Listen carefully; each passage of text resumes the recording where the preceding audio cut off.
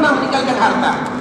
Dan Allah Subhanahu wa taala tidaklah seorang nabi dan seorang rasul kecuali Allah Subhanahu wa taala berikan kepada mereka pilihan ketika mereka hendak meninggal.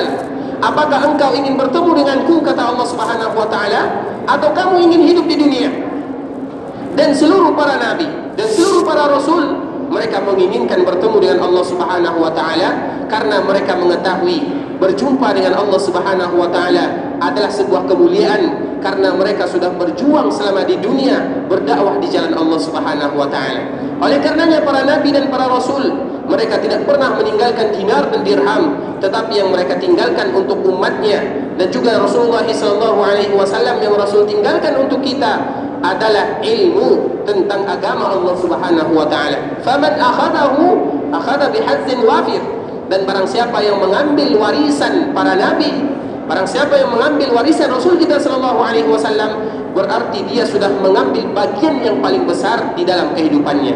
Oleh karenanya ahibati fillah, motivasi dari kita semua, untuk kami pribadi dan juga untuk kita semuanya, jangan pernah kita bosan untuk belajar tentang agama Allah Subhanahu wa taala, untuk dekat dengan ayat-ayat Allah Subhanahu wa taala dan dekat dengan hadis-hadis Rasulullah sallallahu alaihi wasallam. Bahkan Rasulullah sallallahu alaihi wasallam menyebutkan dalam sebuah hadis yang diriwayatkan oleh Imam At-Tirmidzi dari sahabat Anas bin Malik radhiyallahu taala anhu, Rasulullah sallallahu alaihi wasallam menyebutkan, "Idza marartum bi riyadil jannati farta'u."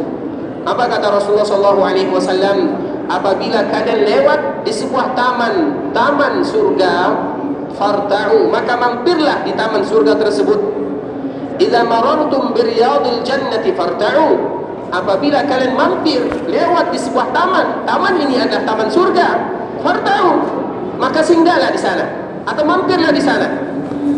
Kemudian para sahabat bertanya kepada Rasulullah sallallahu alaihi wasallam, "Ya Rasulullah, wa ma riyadul jannah?" Ya Rasulullah, apa itu riyadul jannah atau apa itu taman surga?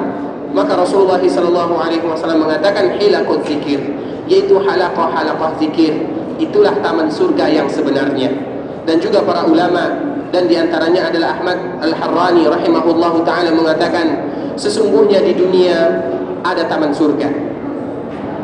Sesungguhnya di dunia ada taman surga. Barang siapa yang tidak memasuki taman surga yang ada di dunia, maka dia pun tidak akan masuk di taman surga yang ada di akhirat. Sesungguhnya di dunia ini ada taman surga. Barang siapa yang tidak masuk ke sana atau tidak pernah mencicipi nikmat taman surga yang ada di dunia, bagaimana nanti dia akan mencicipi nikmatnya taman surga yang ada di akhirat? Apa taman surga tersebut? Adalah halaqah yang akan menambah keimanan kita. Di sana disebutkan ayat-ayat Allah Subhanahu wa taala. Di sana disebutkan hadis-hadis Rasulullah sallallahu alaihi wasallam. Itulah taman surga yang sebenarnya. Dan alhamdulillah, ikhwatal Islam rahimani wa rahimakumullah, Allah Subhanahu wa taala mengumpulkan kepada kita dua taman surga sekaligus.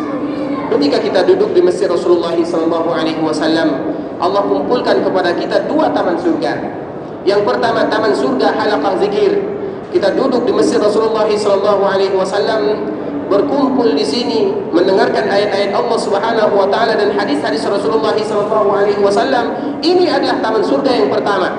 Kemudian juga Allah kumpulkan kita di masjid Rasulullah sallallahu alaihi wasallam yang juga di sana ada raudhahnya atau taman surga yang kedua. Makanya kita senantiasa bersyukur kepada Allah Subhanahu wa taala ketika Allah kumpulkan kita di dua taman surga sekaligus. Taman surga ketika kita duduk di halaqah zikir, dan taman surga yang ada di masjid Rasulullah sallallahu alaihi wasallam. Dan di antara para ulama yang menggabungkan antara dua taman surga tersebut adalah bahwa mereka yang beribadah di taman surga tersebut, maka mereka akan mendapatkan, dan itu adalah salah satu cara untuk mendapatkan taman-taman surga yang ada di hari akhirat kelak. Semoga